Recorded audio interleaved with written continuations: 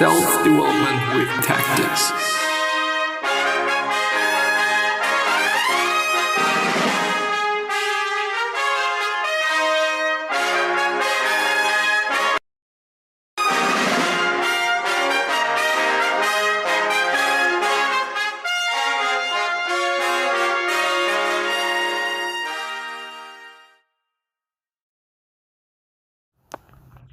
So today we are gonna go ahead with Jordan Peterson's 12 more rules as far as I can remember, and we're gonna go ahead with rule number 7.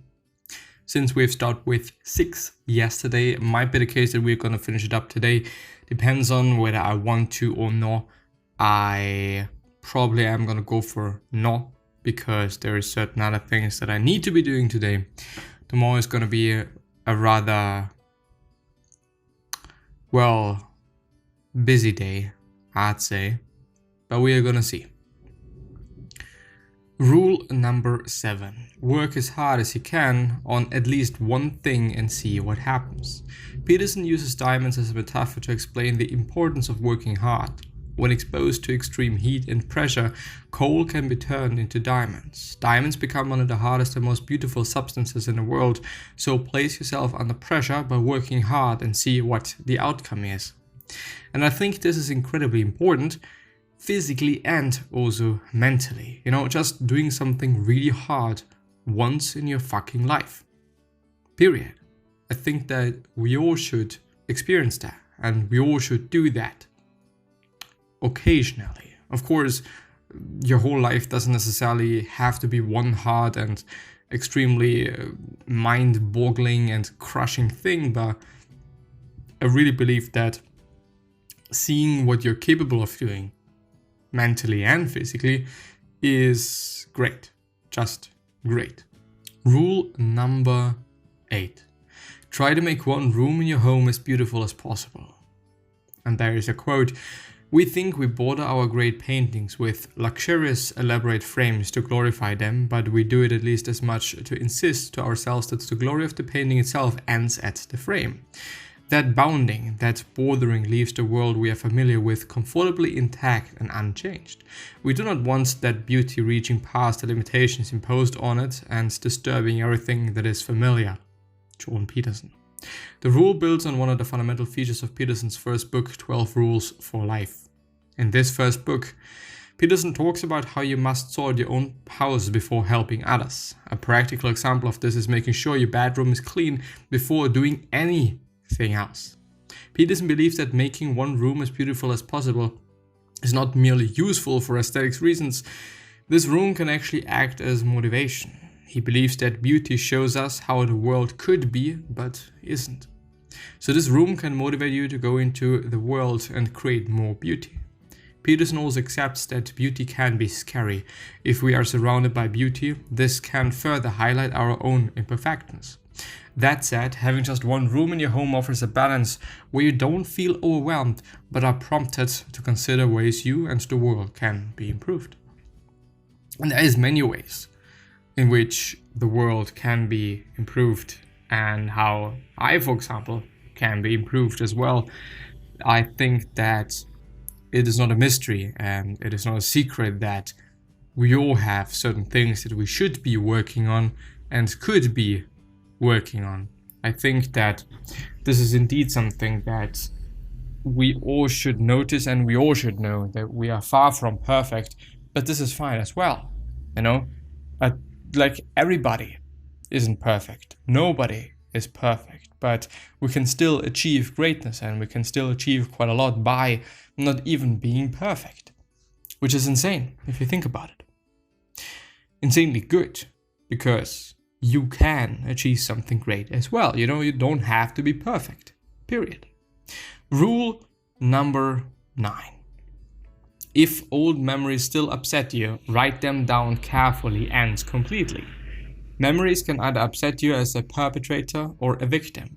Either way, you should not let these memories impact your life today. The best way of addressing these emotions is to write them down carefully and in lots of detail. You will then be in a better position to address these emotions and stop them from influencing your decisions, because they shouldn't. The past is the past, and it shouldn't be hindering you in any way. Would only just make your life even worse and even more complicated, as it already is. Rule number 10. Plan and work diligently to maintain the romance in your relationship. Most people rely on intuition and passion to maintain their relationships. These approaches will lack consistency and ultimately lead to an unhappy relationship. So, Peterson recommends identifying what you want and need from a relationship. This allows you to better communicate these ideas to your partner. You must respond with seriousness if your partner isn't communicating with you effectively. You must also avoid being naive about the beauty of love carrying your relationship. Relationships require hard work, and you should act as if all-out effort at all time is essential for the relationship's success. You should also divide the requirements of your household in a manner that you both find acceptable. So do not subject your slavery, but also do not expect your partner to do more without repercussion. I think, let alone this paragraph, is incredible. Relationships do matter such a lot. Such a lot. And we indeed need to work on them consistently, every day, and put a lot of effort into them, whether it is actually a romantic relationship or it is just a friendship, which is still a relationship. Even though, he clearly is talking about romance and or romantic relationships, which I think do take more effort, but that is fine, that is good, that is okay. Rule number 11. Do not allow yourself to become resentful, deceitful, or arrogant. Being a human guarantees that we experience uncertainty. Nature can hurt us in painful ways. Society and individuals' act of evil can make us suffer. That said, this doesn't mean that we can't still be a good person or that society can't be improved. If you all had back our resentment, deceit, and arrogance, the world would be an infinitely better place. The best way to defend ourselves against these negative concepts is through diligence and conditional purpose. Find purpose in your life and diligently reject resent, deceit, and arrogance. I do want to look up deceit or deception, duplicity, double dealing, fraud, fraudulence, cheating. Doesn't have to be a part of life. Rule number 12, which is going to be the last rule. We often love other people despite them because of their limitations. Well, the headline is, be grateful in spite of your suffering. Peterson encourages readers to think of suffering in the same way. We can be thankful for our existence despite our suffering. But we can also be thankful for our suffering. It makes us experiences of love, happiness, and trust even more special. Being grateful for your suffering can help you discover part of the antidote to the abyss and the darkness. Final summary. Beyond Order and Peterson's first book, 12 Rules for Life, act like yin and yang. 12 Rules for Life describes the importance of order in a chaotic world, but Beyond Order highlights that a bit of chaos is essential for innovation and positive change. Although the left needs to understand that our social institutions are tried and tested, the right needs to understand that creativity and change and innovation are essential in a chaotic world. Peterson encourages us all to adopt this balance by following his 12 more rules for life. And then he or the summarizer gives you all 12 rules, and I'm going to read them, and afterwards I'm going to end the episode without saying anything, for the purpose of letting it just, finish it naturally. Do not carelessly denigrate social intuitions or creative achievement. The second, imagine who you could be and then aim single-mindedly at that.